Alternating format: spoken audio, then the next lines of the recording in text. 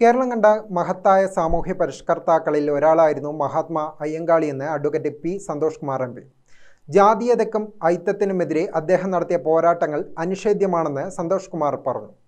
കണ്ണൂരിൽ ഭാരതീയ പട്ടികജന സമാജം അയ്യങ്കാളി ജന്മദിനാഘോഷത്തിന്റെ ഭാഗമായി സംഘടിപ്പിച്ച പി പൊക്കൻ മാസ്റ്റർ പരിയാരം ബാലൻ സ്മൃതി സംഗമവും ആദരായനവും ഉദ്ഘാടനം ചെയ്യുകയായിരുന്നു അദ്ദേഹം.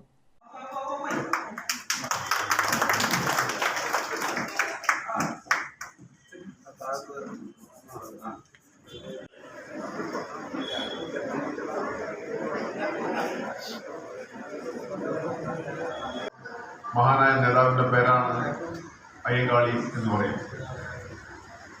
ജാതീയമായ ഉത്തരേജിത്വങ്ങൾ നമുക്ക് ഊഹിക്കാൻ കഴിയുന്നതിനേക്കാൾ കൊടിയുത്തിയിരുന്ന ഒരു കാലം.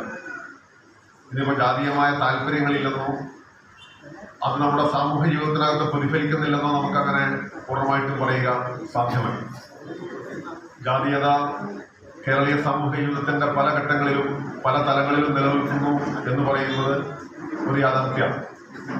മികച്ച പൊതുപ്രവർത്തകൻ പത്മനാഭൻ മൊറാഴ, ഫോക്ലോർ അക്കാദമി പുരസ്കാര ജേതാക്കളായ കെ ഉദയൻ, കെ കുമാരൻ, പ്രശസ്ത ചമയം കലാകാരൻ ഉത്തമൻ പാപ്പിരിശ്ശേരി, ഗുരുശ്രേഷ്ഠൻ തെക്കൻ ഗോപാലൻ എന്നിവരെ ചടങ്ങിൽ ആദരിച്ചു. പരീക്ഷകളിൽ മികച്ച വിജയം നേടിയ കുട്ടികളെ അനുമോദിച്ചു. ബി ദാമോദരൻ അധ്യക്ഷനായി. മേയർ മുസ്ലിം മഠത്തിൽ അഡ്വക്കേറ്റ് കസ്തൂരി ദേവൻ, ശ്രീരാമൻ കൊയ്യോൻ, സജി പിണർമുണ്ട, കുഞ്ഞമ്പു കല്യാശ്ശേരി, അഡ്വക്കേറ്റ് വിനോദ് പൊയ്യട, സാദിഖ് ഉളിയിൽ, ഇംതിയാസ് തുടങ്ങിയ സംബന്ധിച്ചു. ഗ്രാമിക ന്യൂസ്, കണ്ണൂർ.